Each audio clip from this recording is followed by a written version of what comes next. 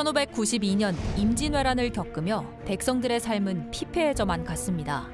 이후 정유재란을 거치면서 조선에 크고 작은 사건들이 발생했는데요. 여러 차례 밀란과 반란이 전국 각지에서 일어났고 그 중심엔 이몽학의 난이 있었습니다. 당시 조정에서는 의병장 김덕령을 보내 이몽학의 난을 평정했지만 선조는 김덕령을 죽음으로 몰아넣었고 선조의 눈초리는 당대 최고의 장수라 할 수 있는 이순신에게로 집중됐는데요. 선조를 둘러싼 이몽학, 김덕령, 이순신. 이 세 사람의 연결고리는 과연 무엇이었을까요? 또 그 결말은 어땠을까요? 역사 속 사건들을 들여다보면 우리가 알지 못했던 이면이 숨겨져 있기 마련인데요. 평화롭던 조선이 임진왜란을 거치면서 평화를 잃을 수밖에 없었던 이유, 그 내면에 숨겨진 또 다른 이야기가 있다고 합니다. 과연 그 이유는 무엇일까요? 오늘 사건 평행 이론에서는 사건사를 통해 역사의 이면을 살펴보는 시간을 준비해봤는데요. 오늘의 사건은 바로 임진왜란입니다. 관련 내용 두 분과 얘기 나눠보도록 하겠습니다. 김준혁 한신대 교수, 심용환 역사작가 나오셨습니다. 안녕하세요. 예, 안녕하세요. 네, 우리가 보통 임진왜란이라고 하면 흔히 이순신 장군을 떠올리는데 그 전에 꼭 알아야 할 인물이 있다고 합니다. 자, 그럼 그게 과연 누군지 키워드를 통해 살펴보겠습니다. 먼저 첫 번째 키워드, 이몽학의 난. 이몽학, 좀 낯선 이름인데요. 김 교수님, 이몽룡 동생은 아니잖아요. 누굽니까? 예, 이몽룡 동생 아닙니다. 전혀 상관이 없죠. 예. 예. 이몽학은 그 전주이 씨예요. 네. 예, 그러니까 그 왕족에 왕족이네요? 해당이 되죠. 조선 왕족? 예. 그런데 이제 그 먼 왕족이었던 것 같아요. 그런데 그 왕족 중에서도 이제 그 서자였던 거죠. 예. 충남 이제 오늘날 부여 출신인데, 근데 이 왕족이었던 이 이몽학이 당시 기록들을 보게 되면 예. 성품이 아주 못됐다. 그리고 이제 왕족으로서 이런 그 제대로 된 대우를 받지 못했다. 아마 아버지가 누군지 명확하게 나타나지 않는데 아버지한테 제대로 된 대우를 받지 못했고 네. 그래서 이제 불량한 무리들과 지금 어울리게 됐다. 그런 과정에서 이제 임진왜란 중에 이렇게 그 이 식량 같은 걸 이제 모집하려고 왔던 모속관이라고 했던 한연이라고 하는 인물과 만나게 됐는데 네. 나이가 아마 좀 동갑이었던 것 같아요. 예. 그래서 그 한연하고 동갑회라고 하는 걸 만들어 가지고 어허. 이제 어떤 자신들의 한을 풀으려고 하는, 한연도 당시에 서자 출신이어가지고 그런 서자들의 한 같은 것들이 좀 있어서 예. 좀 이 전쟁의 와중에서 반란을 좀 일으켜보자라고 해서 난을 일으켰던 인물이 이몽학이라고 하는 인물입니다. 네. 심용환 작가, 지금 뭐 김 교수님 설명에 따르면 왕족의 한 명인데 서자였고, 그리고 상당히 조금 대접을 잘 못 받았고, 그리고 성정도 좀 비뚤어지고. 그런데 난이라고 하는 것은 그야말로 여러 명이 모여서 한꺼번에 일으키는 어떤 그 반란이잖아요. 근데 어떻게 이런 난이 나게 되었죠? 일단 이 사건은 굉장히 큰 사건이었고요. 예. 1000여 명 이상의 사람들이 함께 참여했었기 때문에 이몽학 개인의 불만도 있겠지만 당시 사회 구조를 좀 들여다볼 필요가 있습니다. 예. 근데 보게 되면 이게 크게 볼 수 있는 것과 작게 볼 수 있는 게 있는데 예. 예를 들면 선조 때 가장 유명했던 신화가 이제 율곡이라고 있지 않습니까? 네, 그렇죠. 이 율곡이가 실제로 당시 조선 사회의 개혁을 갖고 굉장히 집요하게 요청을 합니다. 네. 근데 그 내용 중 하나를 보면 우리 조선이 언제부터 문제가 있었냐? 신유공안이라고 연산군 때부터 백성에 대한 가혹한 수치 구조를 만들었는데 네. 이게 고쳐지질 않았다. 아하. 얘기하면서 아주 그 당시에 광범위한 민중의 고통 같은 것들에 대해서 지적을 했었고요. 네. 근데 실제로 이제 임진왜란 쪽을 조금 가까이 와서 살펴보게 되면 이 반란이 일어났던 지역이 내포 지역 일대인데요. 네. 이 지역이 쉽게 말하면 병참 기지와 전쟁을 위해서 대비하는 시설인데 이게 어떤 그 대가를 주면서 진행되는 것이 아니라 아무런 준비 없는 상태에서 전쟁을 하다 보니까 과도한 부역이라든지 민중에 대한 착취 같은 것들이 이루어졌었기 때문에 식량 뺏어가고 사람 뺏어가고 이렇게 된 거네요. 그렇죠. 예. 그러니까 수십 년간 누적되어 있었던 문제 속에다가 현실적으로 이런 식으로 일을 처리하게 되니까 아주 그 급진적인 정서가 민중들 사이에서 퍼져나갈 수밖에 없게 됐던 거고요. 예. 그 과정 속에서 결국은 이몽학을 중심으로 해서 난이 일어나게 되고요. 1596년 7월 6일 부여 홍산을 습격하면서 이제 반란의 기치가 이제 일어나게 되고요. 네. 홍주, 오늘날 홍성까지 이 불길이 이어지게 되면서 함께 참여했던 사람들이 1000명이 넘었다고 합니다. 그래서 청양, 홍천, 그리고 오늘날로 말하면 홍성 일대, 그 당시엔 홍주성을 이제 점령하게 되면서 이 반란의 힘이 굉장히 커졌던 거기 때문에 사실 임진왜란 하면 잘 모르는 사건인데 네. 굉장히 컸고 충격적이었고 일본이 아니라 우리 내부에서 이런 큰 분열이 일어났다는 것에 대해서 이제 좀 관심을 가져봐야 되지 않을까 네. 생각을 해보게 됩니다. 아니 임진왜란 뒤에 일어난 이 난이라는 게 참 이해도 안 되지만 좀 두 분 설명을 들어보면 이게 왕실에서 또 서자 취급을 받았던 사람의 불만인데 그 뒤에는 서민들, 백성들이 이 수탈에 못 이겨서 합세하고 1000여 명이 넘고 성을 함락할 정도가 됐는데 그러면 왕실 조정에서는 가만두지 않았을 것 같은데 어떻게 됐습니까? 아니 당연히 가만 안 두죠. 예. 이거는 뭐 말 그대로 역모 아니겠습니까? 예. 국왕이 실제 존재하고 있고 또 조정의 대신들이 존재하고 있는데 네. 어쨌든 그 국왕을 갖다가 없애고 본인들이 왕이 되겠다는 거였거든요. 아주 간단하게 이야기하자면 아하. 그렇기 때문에 이 전쟁의 와중에서 또 다른 군대를 동원해서 이들을 제압할 수밖에 없었던 거죠. 근데 요 시기는 사실 약간 좀 소강 상태였었거든요. 일본하고 전쟁하는 과정이. 전쟁이요? 예, 그래서 당시 이제 그 대원수였던 도원수라고 이제 불렀던 권유를 이제 시켜가지고 예. 권율의 군대를 동원해서 이몽학의 난을 이제 진압을 하게 합니다. 그런데 이제 이몽학이라고 하는 이 사람 자체가 이제 이렇게 뭐 굉장히 달변가고 뭐 으쌰으쌰해서 막 이렇게 사람들을 끌어내는 데는 선동적 기질은 굉장히 강했던 것 같은데 예. 전투적인 측면에서 치밀함은 좀 떨어졌던 것 같아요. 그러다 보니까 지도력이 상당히 좀 어려워지는 과정에서 아까 말씀하셨던 홍주성에 네. 당시에 이제 지켰던 분이 홍가신이라는 분이에요. 예. 이분은 그 이 충청도 일대에선 굉장히 그 전설적인 이름으로 남는 분인데 네. 이 홍가신이 굉장히 탁월한 그 역량을 발휘해서 그 이몽학의 군대를 갖다가 이 홍주성을 점령 못하게 사실은 그 이몽학 군대는 그 앞에 있는 홍산성부터 시작해서 6군데의 성을 점령을 합니다. 그건 엄청난 일이에요. 아주 사실은. 기세네요. 그럼요. 예. 이 일반 백성들이 그렇게 한다라고 하는 것은 쉬운 일이 아니죠. 아마도 당시에 제가 볼 때는 이제 훈련된 승군들, 네. 그러니까 이런 그 당시에 굉장히 열악한 처지에 있었던 승군 세력들.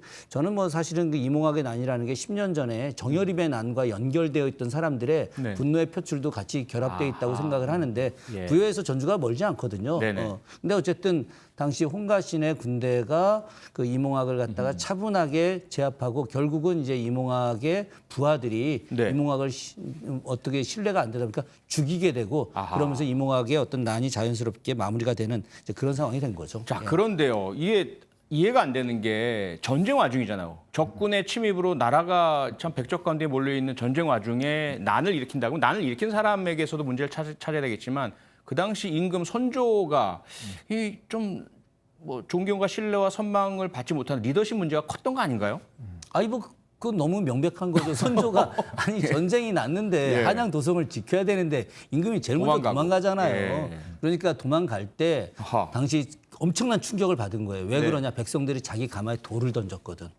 예, 돌을 던지고 그리고 마지막에 의주까지 가는데 자기 주변에 신하가 30명이 안 남았어요. 다 도망갔어. 다 도망가고. 하다못해 평양에 그 동항을 갔는데 평양 가서 종묘에 있었던 그 위패를 갖고 왔느냐라고 했더니 위패 갖고 있던 관리들이 개성해서 다 땅에다 묻어놓고 도망가 버린 거예요. 전혀 백성이나 신하로부터 존중받지 못했던 리더십 빵점이었던 선조의 문제를 짚어주셨고요. 결국 이몽학의 난은 조정의 승리로 끝이 나고 이몽학의 난 때문에 김덕령이 죽음을 맞이했다라는 이야기인데요. 자, 그럼 여기서 김덕령이 누구인지 두 번째 키워드 살펴보겠습니다. 의병장 김덕령. 의병장 김덕령.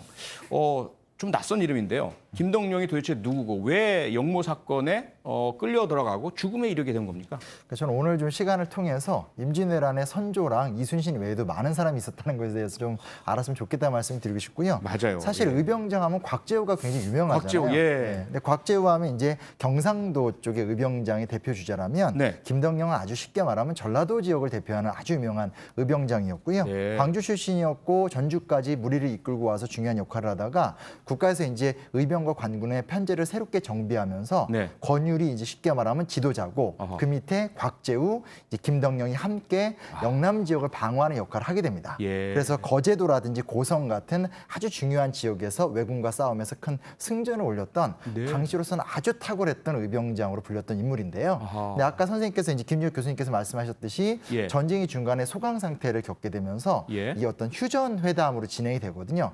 그게 이제 김덕령 입장에선 마음이 좀 안 들었던 것 같습니다. 예. 그래서 이 기간을 어떻게 보낼까 할 쪽에 술도 너무 많이 마시고 어허. 또 너무나 엄격하게 법 집행을 좀 많이 하는 과정 속에서 문제도 예. 좀 일으키고 하는 과정 속에 결정적으로 서인의 영수였었던 윤두수의 동생 윤근수의 노비를 처형하는 사건이 발생을 하게 되거든요. 네, 노비를 채용하는 사건. 일단 서인을 건드린 거죠. 네. 근데 그때 남인의 도움 속에서 그가 살아나니까 나중에 이몽학의 난이 일어났었을 때 아마도 이 원한을 기억하고 있는 이 그 윤두수가 예. 이 김덕령의 죽음을 아주 강하게 요청하게 됩니다. 아하. 그래서 시작은 탁월한 무장이었었는데 어허. 나중에 가다 보면 서인과 남인이라는 어떤 갈등 관계랑 좀 말려들게 되면서 그의 죽음이 이루어지지 않았나로 우리가 추정을 할 수 있는. 당파 싸움이 희생양이 되어버리네요. 네네네. 그러니까 곽재우는 우리가 다 알잖아요. 학교에서도 배우고. 그런데 거의 쌍두마차격이라고 할 수 있는 김덕령은 우리 지금 처음 듣거든요. 네네. 그러면요, 김 교수님, 이 김덕령에 대한 어떤 인정, 선조 왕조차 하지 않았다 이렇게 봐야 되겠네요.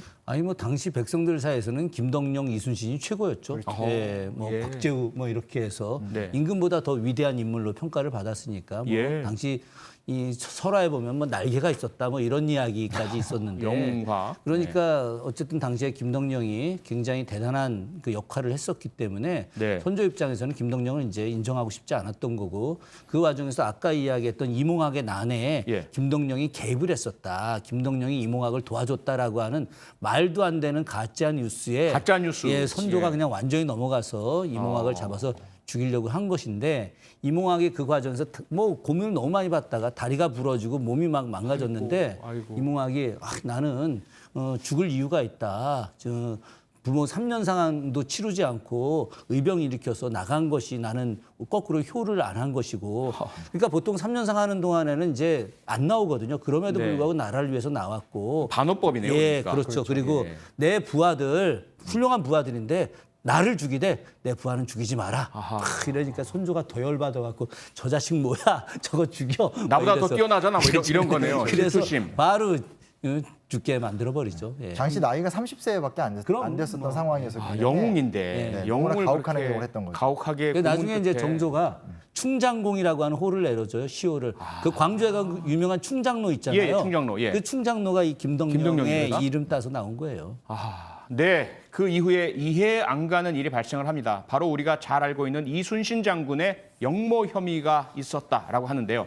자세한 얘기 하기 전에 잠시 여기서 세 번째 키워드 가보도록 하겠습니다. 선조와 이순신. 네, 아니 그러니까 이순신 장군을 선조가 역적으로 몰아서 죽이려고 했다. 김 교수님. 네. 뭐 이런 일이 있었다는 거잖아요. 실제로 그랬죠. 예. 그러니까 이제 기본적으로 당시 백성들 사이에서 이순신이라는 이름은 뭐 어마어마했죠. 예. 그 실제로 뭐 단 한 번도 패전하지 않았던 장수였고. 그러니까요. 성웅. 예, 거기다가 이제 이순신 같은 경우는 단순하게 그 전쟁에서 승리한 것이 아니라 가난한 백성들을 위해서 둔전을 만들고 소금을 만들어서 경제적 안정까지 해줬던 예. 탁월한 리더십을 보여줬거든요. 네. 그러다 보니까 선조 눈에는 가시 같은 거였고 그래서 당시 일본이 그 이순신과 내통을 한다. 네. 뭐 나중에 따로 또 더 이야기하겠지만 그런 여러 가지 이유들을 만들어 가지고 선조가 이순신을 역적으로 몰아버렸죠. 그러니까 그런 상소들이 올라온 거네요. 선조한테. 그렇죠. 예. 예, 그럼 심혜원 작가께서 그 거짓 상소 이순신을 모함했던 그 상소들을 좀 설명 좀 해주세요. 그러니까 여기서 우리가 오늘 좀 주목해 봐야 될 건 예. 임진왜란이라는 것이 우리나라와 일본 간의 싸움도 있지만 네. 그 안에서 우리 안에서의 싸움이 심각했다라는 것이고 지도자였던 선조가 하필이면 반란군에 대한 태도는 그렇다 치지만 네. 영웅들에 대해서도 시샘을 하면서 문제를 그르쳤다는 얘기인 건데 아하. 핵심이 뭐냐면 이겁니다. 이순신이 보기에는 이제 그 싸우는 과정 속에서 네. 우리가 왜군과 맞서 싸워서 이길 수는 있는데 예. 전면전으로 붙어가지고 수군을 완전히, 그러니까 일본 수군을 완전히 몰아낼 수는 없다라는 것이 기본적인 전제였었거든요. 아하. 근데 이제 어떤 그 지휘권을 조금 더 강화시키고 중앙에서 내가 이끌어서 이 전쟁을 끝내고 싶다라고 하는 선조의 의지라는 것이 이제 계속 지속적으로 이순신한테 직접 가서 공격해라. 라고 요청을 하게 되고 예. 그에 대해서 결국은 이순신이 계속 이제 거부하면서 수군 통제권을 유지하고 있었던 상황이 되니까 현장의 전술적 판단은 다르니까. 그렇죠. 예. 근데 그 측면을 이용해서 이제 결국은 다른 신하들이 이순신을 밀어내고 원균 같은 새로운 군사 지도자를 세워서 이 문제를 해결하자라는 아주 못된 발상이 들어가게 되고 예. 그 결과는 우리가 잘 알고 있다시피 예. 백의종군 하시게 되고 결국은 원균이 그 군권을 끌고 들어가서 조선 수군 전체가 괴멸돼 버리는 최악의 상황을 상황을 갔던 것이기 때문에 예. 이게 그냥 어떤 영웅 한 명의 스토리, 비극적인 스토리가 아니라 정말로 어떤 국난을 극복하는 가운데서 우리가 얼마큼 잘못된 정치 리더십이 큰 문제를 일으키는가를 육상에선 김덕령, 해전에선 이순신을 통해서 볼 수 있다고 할 수 있는 거죠. 굉장히 흥미로운 거는 예. 김덕령이 죽을 때 네. 그때 김덕령을 죽여야 한다라고 하는 세력들이 이순신도 죽여야 한다라고 그렇죠. 했었고 같은 세력이네요. 당시 김덕령을 살려야 한다. 이거 김덕령의 죄가 없다. 이건 근거가 없다. 이라고 하면서 끝까지 살려야 된다고 했던 그 세력들이 네. 이순신도 살려야 된다고 한 거예요. 그나마 김덕령은 죽게 됐고 이순신은 살아남게 된 거고 네. 결국은 이제 이순신의 어떤 그 살아남음이 그 원균이 완전히 대패합니다. 원균이라고 하는 이 세력들이 네. 계속해서 선조한테 거짓을 이야기했는데 예. 결국 자기들이 그 덫에 걸려서 결국 그들이 칠천량이라고 하는 바닷가에서 일본군한테 대패를 대패하죠. 했고 그래서 예. 500여 척의 배가 한순간에 다 바다에 가라앉게 되죠. 그래서 결국은 다시 이순신을 등용할 수밖에 없었던 겁니다. 어쩔 수 없이 그렇죠. 네. 저도 그 김훈 작가의 칼의 노래를 읽으면서 정말 울분이 막 터져 나오던데 그게 사실이라면 정말 어찌 이럴 수 있을까? 임금이 어떻게 이렇게 할 수 있고 전쟁 와중에 나라를 먼저 생각하는 게 아니라 자신의 자존심을 먼저 생각하고 결국 그런데 그 원균이 칠전량 전투에서 전부 패하고 배다 다 잃어버렸는데 이순신이 돌아와서 다시 명량해전 대승리를 일으키고요. 노량해전에서 결국 내 네. 죽음을 적에게 알리지 마라. 그러니까 갑옷을 벗었지 않습니까? 예. 예, 당시에 탄환이 갑옷은 뚫질 못했어요. 예. 100m 그 넘어가면은 총알이 나가다 떨어져 버렸거든요. 어허. 그러니까 갑옷만 입었으면 절대 죽지 않는데 예. 갑옷을 벗었다라고 하는 것은 이미 그 전투에서 죽겠다는 의지를 차라리 보여준 전투에 겁니다. 죽겠다. 네, 네. 끌려가서 역적으로 이렇게 죽느니 그런 분명히 그 뒤에 역적으로 죽을 거거든요. 그래서 그 그러네요. 박재우도 예. 박재우도 끝내 선조한테 그 장기에 올리고 조정을 떠나버리죠. 나중에. 예.